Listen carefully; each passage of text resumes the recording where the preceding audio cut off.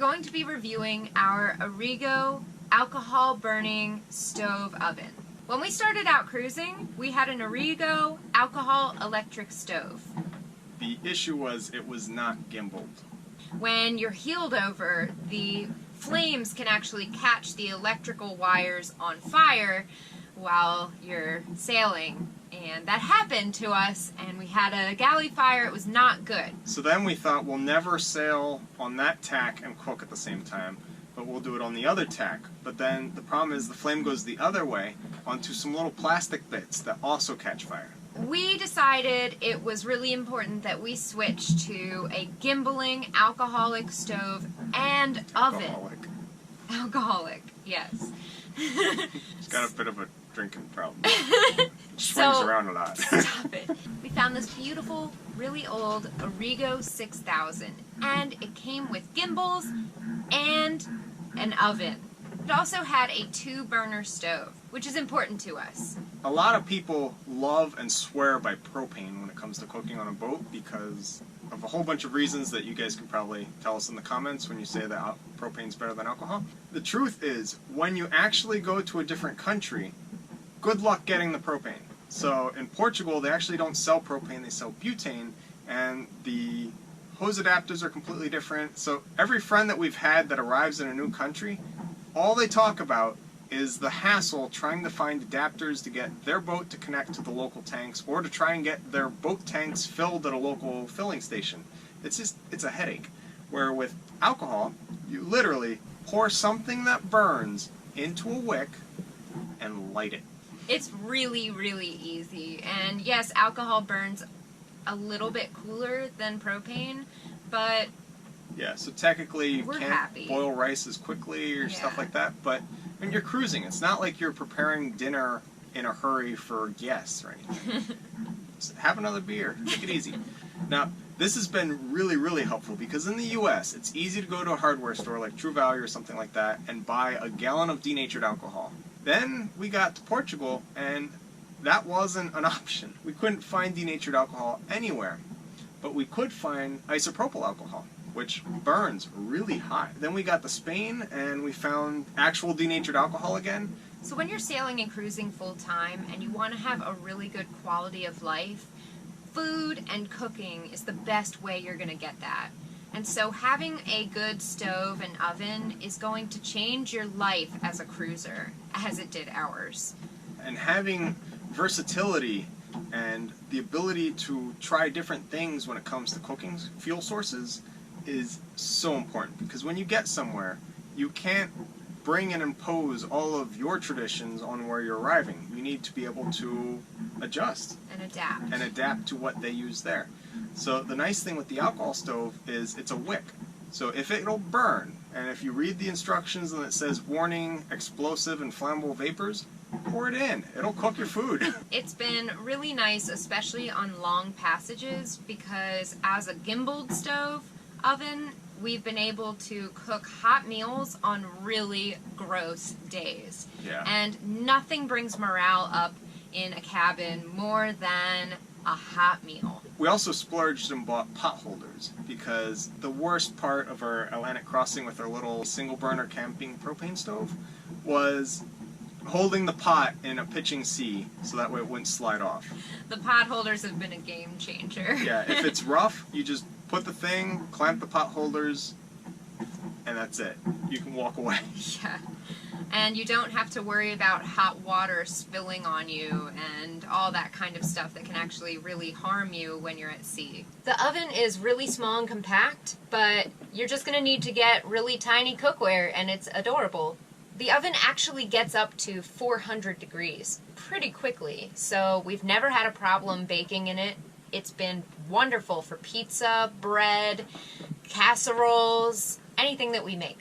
In a different video, we reviewed our All-American Sun Oven, which we love on sunny days, and we use it as much as possible because using sun energy to cook something is a lot more sustainable than using alcohol.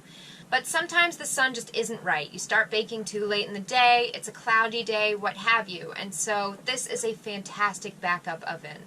And the great thing is, the cookware that fits in the sun oven is the same exact shape that fits in this oven here, so they can share. Now, Origo sells the little alcohol cover thing, so that way the alcohol doesn't evaporate out. And it's this little tiny neoprene disc thing that is really small, and if you put it on while it's hot, like right after you turned it off, it'll melt and it just destroys it. We actually got these really thick pieces of neoprene from Amazon, and they were really cheap, and we got a pack of about 20 for maybe $5. So definitely look into these. And these we put on scalding hot, like we just turned out the flame. Just pop it on, close it down, and then we don't worry. The reason you need those at all is because the alcohol inside your wick will actually evaporate out. So you need to have it covered as soon as you're done using it. Otherwise, you'll lose all of your fuel. The whole kit and caboodle, we've got gimbals, pot holders, wicks, and 2 extra wicks just in case, and the 2-burner stove and the oven. Yeah, so we paid $700 on Craigslist. The pot holders, I think, were like $80 a piece, something around there. I got them from Defender. All in all, we're a little over $800 into the stove oven combination. Completely So worth it. I give this Origo stove oven full marks. There are some real retailers that still sell them. Nobody has them new because they've stopped making them. But if you get lucky enough to find one for your boat, I highly recommend it. Yeah, so Origo stopped making the 6000, which is the 2-burner stove with the oven under it. They still sell, I think it's called the 3000, which is just the 2-burner part. Which, honestly, the oven is super nice, but if you can't find the oven, at least the burner. That way you can heat stuff up with the pot holders and everything. And now for our love-hate list about the Origo. There are things that we love, and there are also those things that we hate about it. If you can live with all the things that we hate about it, then you'll greatly enjoy all the things that we love about it as well. With every single object in your boat, there's going to be positives and negatives, and so we want to share the positive and negatives about the Origo oven and stove. So first, the positives. Being how it's gimbal, we can put food on it and the food will stay in the pots because as the boat heels, the oven and stove tip and everything stays vertical. The pot holders go with that. The pot holders Yes. keep the food in even if the gimbal is Kind of at its max. The fact that it's a 2-burner stove is really awesome, and the fact that the wicks are replaceable. So everything that could go wrong, you've got the ability to replace those parts.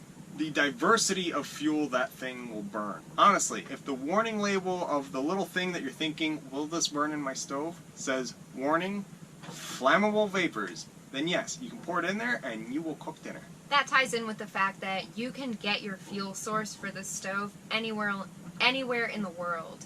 You can be in Africa, you can be in Europe, you can be in the Caribbean, and you'll be able to burn something in this stove and heat your dinner. Are there any drawbacks? Yes. Oh. Drawbacks include slow cooking time. So alcohol generally just cooks your food a little bit slower than other fuel sources such as propane. And then the other thing, this might just be an issue with just our stove, but the little screws that hold the gimbal to the stove just work their way off. So frequently I have to like pick the whole oven up and tighten those screws back in, and I tighten them down as hard as I can get them, and then in like a week from sailing, just the sloshing around, they've come out again. So that's a bit annoying. And then lastly, just the fact that you can forget to recover your wick after you're done using it, and if that does happen, which it happens to us kind of too often, the alcohol will all evaporate out and you'll be out a kind of expensive amount of alcohol.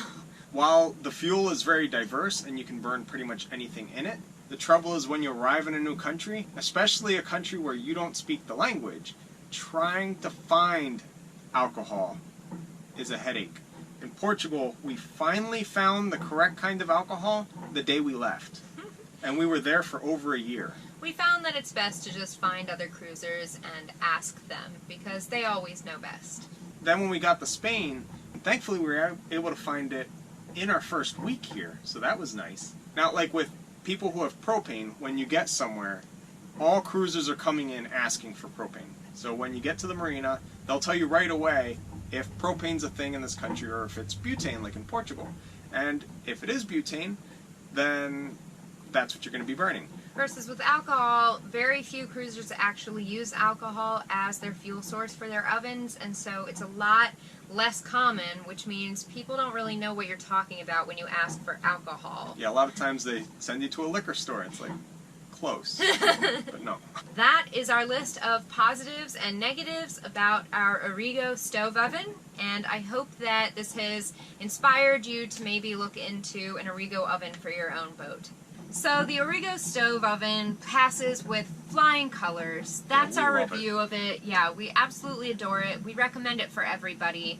But if you have a specific story about your oven or galley, we'd love to hear about it in the comments down below. Thanks so much for watching. Be sure to like, subscribe, and share this video with your friends. And if you'd like to follow our journey in real time on a map, receive postcards from our ports of call, and message us directly to the boat, you can go ahead and become a patron using the link in the description down below.